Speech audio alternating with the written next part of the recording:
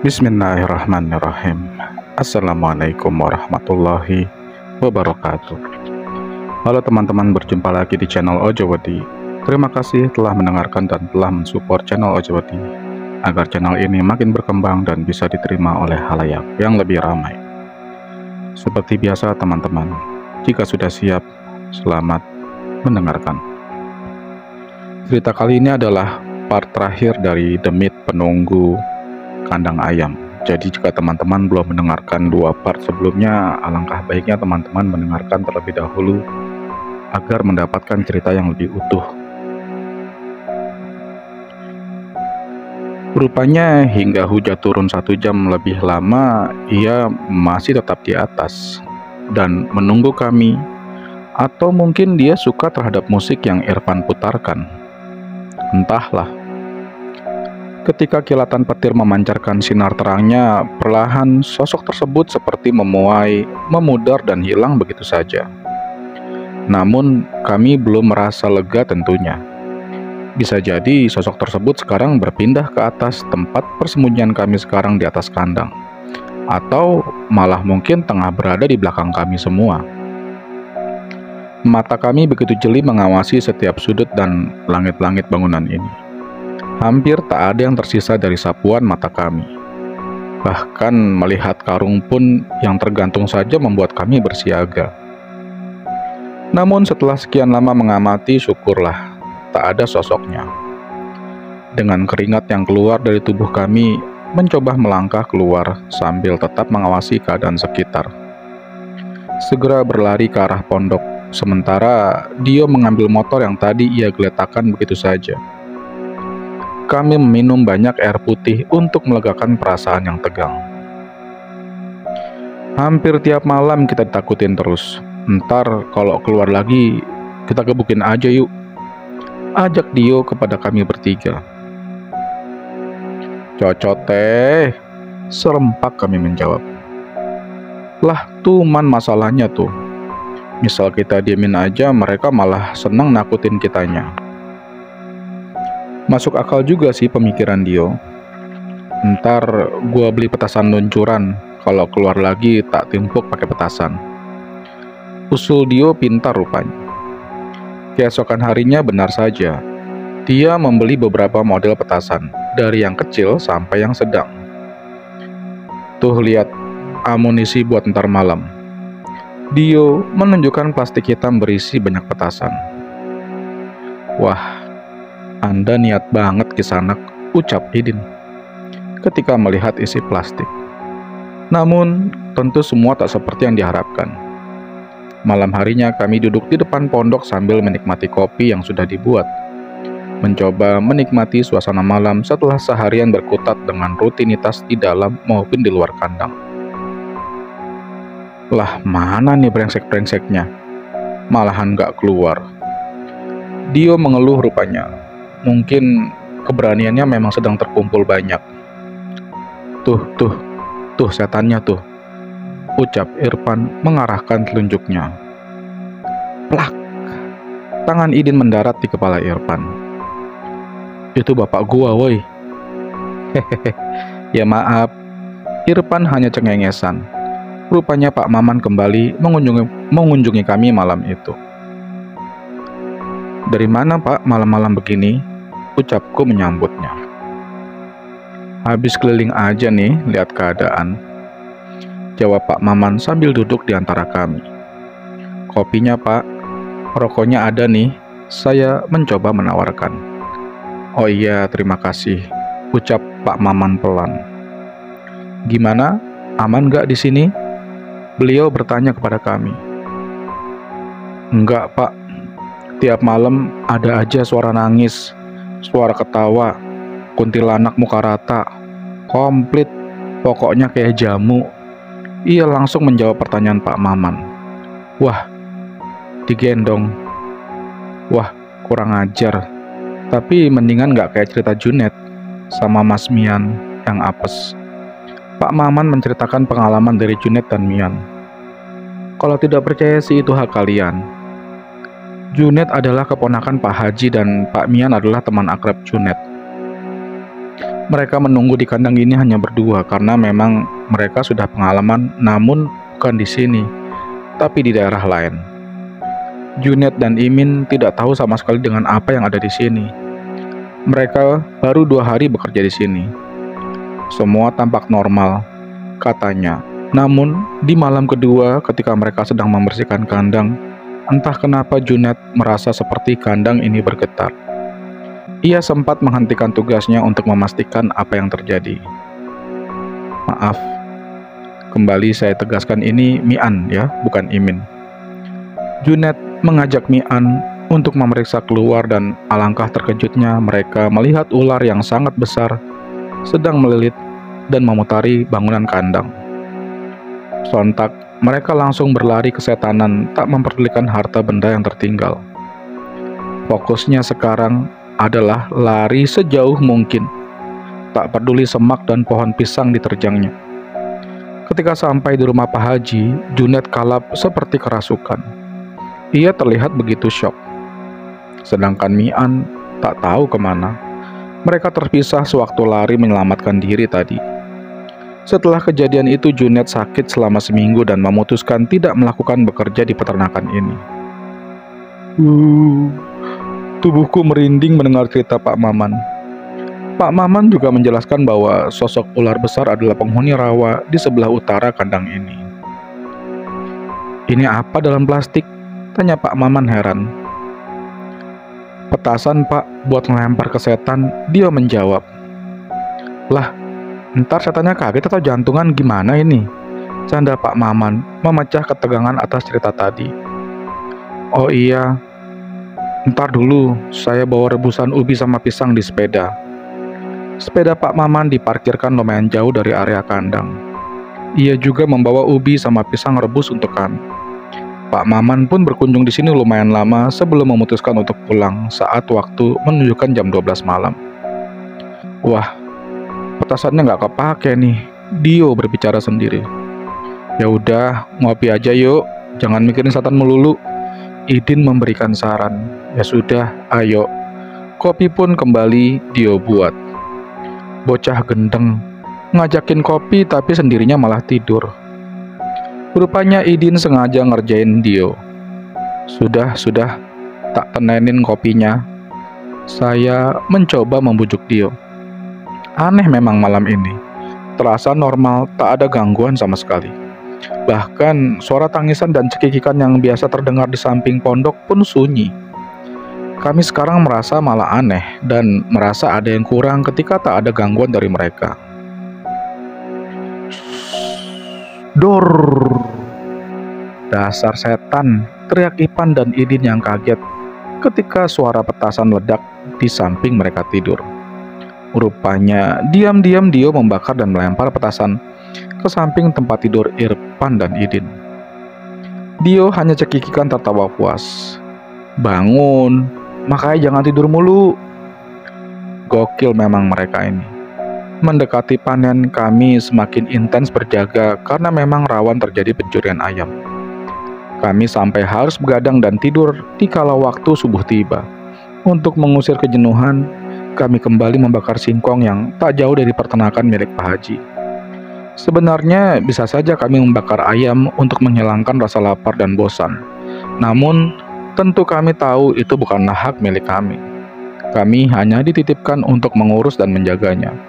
Memutar musik seakan sudah menjadi hal wajib di setiap harinya. Truk pakan ayam kembali datang. Kali ini datang begitu malam sekitar jam 10. Kami segera menghampiri untuk membongkar muatannya. "Mana rame banget di sini," ucap supir terus kepada kami. "Wah, disambut demit ini, orang baru sih," bisik Dio kepada saya. "Ya sudah, ayo dibongkar, jangan pakai lama," ucap Idin kepada kami semua. Memindahkan pur ayam dalam karung yang seberat 50 kg dengan cara dipanggul di atas bahu. Berjarak kurang lebih 50 meter menuju kandang. Sudah menjadi hal yang biasa untuk kami semua. Malam ini datang 5 ton pur ayam, jadi tidak terlalu memakan waktu lama untuk kami mengangkutnya. Setelah semuanya rampung, sebelum mobil pergi, Idin dan Dio memberi nasihat kepada Pak Supir.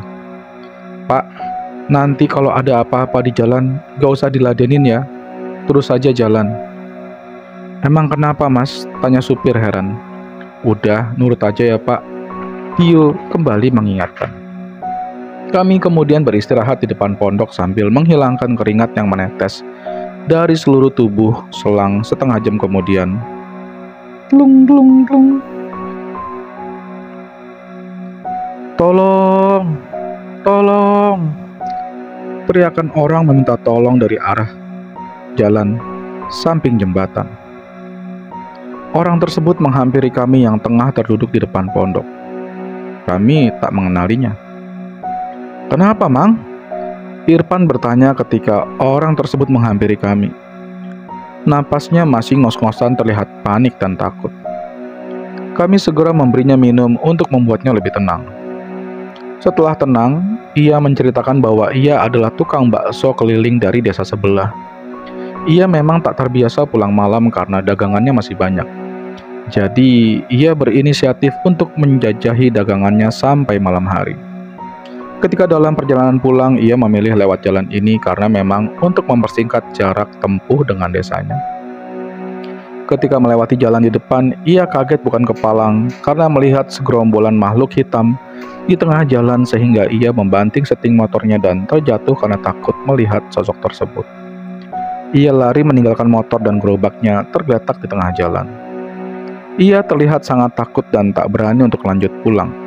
Kami pun menawarkan untuk bermalam di sini saja. Idin menemani pedagang bakso tersebut, sementara kami bertiga berjalan menuju motor yang pedagang tadi jatuhkan di tengah jalan untuk membawanya dan mengamankannya ke area kandang. "Waduh, baksonya sayang ini, makan ah." Dia memakan sebagian bakso yang tersisa. "Hus, orang kena musibah masih tega aja nih anak." Saya menempeleng tangan Dio yang asik mengambil bakso yang tersisa dengan perasaan sedikit merinding. Kami membawa motor tersebut. "Sudah Pak, tidur di sini saja dulu, jangan pulang." "Iya Mas, terima kasih," jawab orang tersebut. Kami pun mempersilakannya tidur di dalam sementara kami masih berjaga di luar. Pukul 2 malam. "Loh, kok bau singkong bakar sih? Masih ada toh?" ucap Irfan karena tercium bau singkong bakar. Sebenarnya kami tahu dan paham ketika mencium aroma singkong bakar. Itu tandanya ada genderuwo yang dekat dengan kami. Tubuh saya langsung merinding jadinya. Perasaan tidak enak sangat terasa. Sebenarnya ingin sekali kami memutar musik untuk memecah keheningan malam, namun tentu tidak enak rasanya karena akan membangunkan pedagang bakso yang sedang tertidur. Dio terlihat menyiapkan petasannya. "Siap perang nih." Dio memilah-milah petasannya. Terlihat di depan mata satu pohon mangga bergoncang dengan sendirinya tanpa ada angin dan hujan. Dio segera melemparkan petasannya ke arah pohon tersebut. Hening. Tak ada bunyi ledakan. Dia melempar sekali lagi. Setelah ditunggu dan menutup kuping, bunyi ledakan kembali tak terdengar. "Wah, kadaluarsa petasannya nih," ucap Dio keheranan. "Yang besar coba," sambil baca bismillah, usul Idin ke Dio. Bismillah, petasan sebesar jempol kaki Dio lempar ke arah pohon tersebut. Duar! Bunyinya begitu mengganggu telinga dan membuat kami semua kaget. Tuh kan, benar. Bukannya berhenti, pohon malah semakin kuat bergoncang. Mungkin dia marah. Sepasang mata merah menyala terlihat dari rimbunnya daun pohon mangga. Lah, sewot. Lemparin lagi. Yuk, tuman ini setan. Kali ini kami berempat memegang petasan besar masing-masing. Berniat bersamaan melemparnya ke arah pohon mangga tersebut. Duar, duar, seperti suara tembakan senapan api. Ajaib, pohon tak lagi berguncang, terlihat tenang dan normal kembali. Syukurlah. Sebenarnya Pak Haji sudah mengusir para makhluk di sini. Namun, ketika satu terusir, datang lagi dua makhluk ke sini. Selalu seperti itu sehingga membuat Pak Haji lelah dan seakan pasrah. Ya karena memang ini adalah tempat mereka. Hari yang dinanti pun tiba. Ayam dipanen di umur ke-35 hari karena memang sedang ditarget setiap ekor beratnya hanya 2 kg saja dan baru bisa dipanen. Di sini panen ayam masih menggunakan cara sederhana, yaitu dengan cara dipikul. Satu pikulan menanggung berat 47 kg lebih. Kumpulan dari beberapa ayam yang kakinya sudah diikat tali rapia dan digantung di ujung pikulan. Aktivitas memanen ayam sudah ditunggu beberapa warga desa karena memang selain uang yang didapat, mereka juga akan dikasih ayam dan makan ketika selesai memanen sebagai imbalannya. Aktivitas memanen biasanya dilakukan pada sore hari hingga malam hari untuk memperkecil jumlah ayam yang mati akibat stres ketika dimuat dalam mobil yang sudah dirancang untuk bisa menampung ayam. Dari kandang ke mobil terus lanjut ke bakul atau ke pengepul, lalu didistribusikan ke pasar. Diolah sedemikian rupa sebelum akhirnya sampai di meja makan. Proses yang panjang untuk menikmati daging ayam yang ada di meja makan. Tugas kami tentu belum selesai begitu saja. Masih banyak yang harus kami kerjakan, seperti membereskan sisa kandang yang telah dipanen ayamnya, mengumpulkan semua pur makanan ayam, membereskan alat-alat yang tercecer, dan masih banyak lagi yang lainnya. Tak jarang ketika pura ayam masih banyak, maka kami harus menunggunya sebelum diangkut kembali ke kantornya. Sekitar 3 hari lagi, truk pengangkut pakaian ayam ini datang dan 3 hari lagi kami harus menunggunya. Sekarang terasa lebih hening dari hari-hari sebelumnya karena memang ayam yang sudah tidak ada. Hanya menunggu kandang kosong dan pakan ayamnya. Terasa lebih menyeramkan memang, namun tugas dan tanggung jawab kami lebih ringan. Kembali musik kami putar, mengusir sepi. Di malam-malam seperti ini, gangguan justru lebih intens dan berani mereka memunculkan wujudnya. Dari yang biasa sampai yang luar biasa hancur bentuknya. Wajah remuk, hancur seperti tilindas truk. Walaupun sudah terbiasa, namun kami tentu malah masih merasa takut dibuatnya. Di malam terakhir kami semua sampai lari menyelamatkan diri karena mereka begitu banyak seperti mengerumuni kami. Baru keesokan siangnya kami kembali berani ke kandang untuk mengangkut pur ayam ke dalam truk besar. Rasanya begitu lelah. Setelah semua selesai kami pun pulang dan beristirahat di rumah masing-masing. Rasanya begitu nyaman ketika tubuh ini bertemu kasur empuk di kamar. Saya tertidur selama seharian penuh mengistirahatkan tubuh yang lelah. Sebenarnya saya menunggu selama 2 periode di peternakan, namun karena gangguan yang dialami tak jauh berbeda dan kami semua sudah terbiasa, jadi saya putuskan saya berhenti. Terima kasih teman-teman telah mendengarkan cerita-cerita di channel Ojo Wedi. Akhir kata, wassalamualaikum warahmatullahi wabarakatuh.